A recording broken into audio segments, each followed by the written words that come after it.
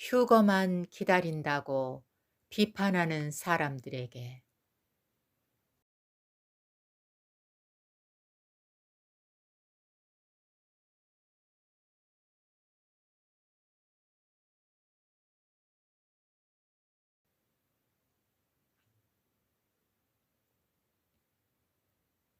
현대 교회가 다시 오실 그리스도의 재림을 기다리지 않는 것은 큰 위기입니다.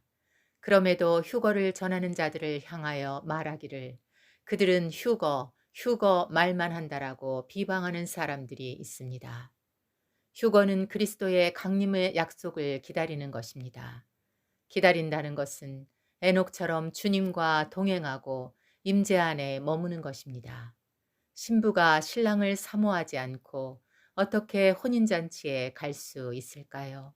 오히려 그들은 이방인의 때가 끝나는 시대를 분간하지 못하고 있다는 거지요. 또 어떤 이들은 환난 전 휴거는 없다는 말을 합니다. 70일의 유대인의 때와 이방인의 때를 알지 못하기 때문에 이런 말을 하는 것입니다. 두 백성의 때를 감안하면 대체 신학이란 없습니다. 70일에는 그리스도의 지상 재림으로 끝나지만 그때까지 유대인과 이방인은 따로 갈 것입니다. 성경을 과학적으로 증명하려는 것을 비난하는 사람들도 있습니다. 과학에 무지한 사람들과 자녀들이 얄팍한 과학 이론으로 신이 없다, 창조론은 거짓이다, 덫에 넘어가도 그들은 속수무책이고 자녀들은 신앙을 잃어버리고 있습니다.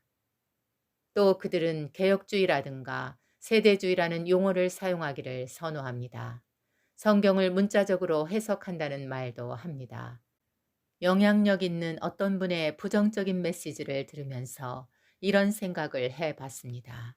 성경의 거룩한 용어들을 변질시키는 것은 사탄의 전략 중 하나입니다.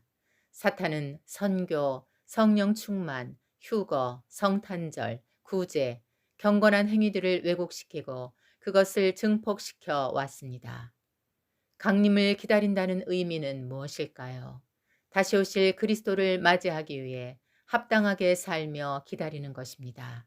주님의 지시대로 깨어 준비해야 겨우 합당한 상태에 도달할 수 있습니다.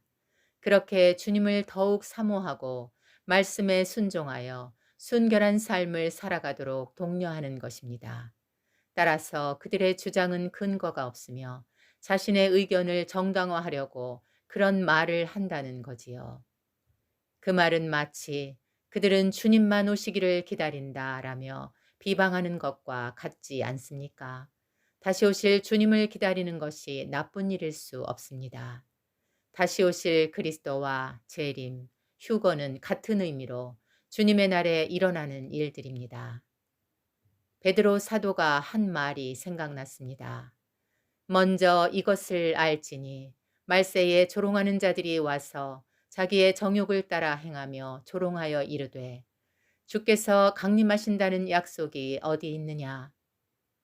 물론 그분들이 자기의 정욕 때문에 그렇게 말하는 것은 아니지만 자신의 주장을 강조하기 위해 편견이 포함된 것은 사실입니다. 솔직히 교회가 주님의 강림을 두고 조롱한다는 것은 이해하기 힘든 일입니다.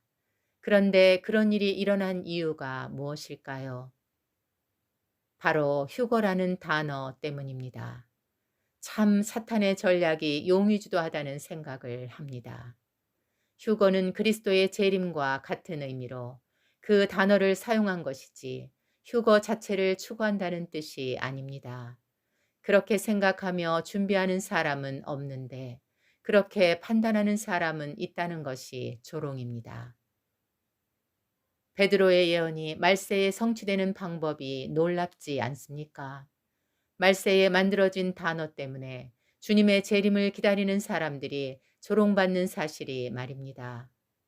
깨어서 휴거를 준비한다는 것은 거룩한 행실과 경건함으로 주님의 강림을 기다리는 것입니다.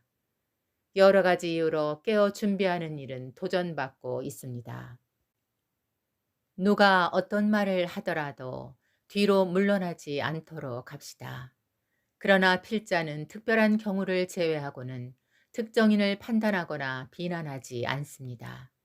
우리는 단어 하나 때문에 주님의 말을 부끄러워하지 않아야 할 것입니다. 부정적인 메시지 때문에 재림의 열망에서 이탈하지 않아야 합니다. 주님, 속히 돌아오소서. 아멘.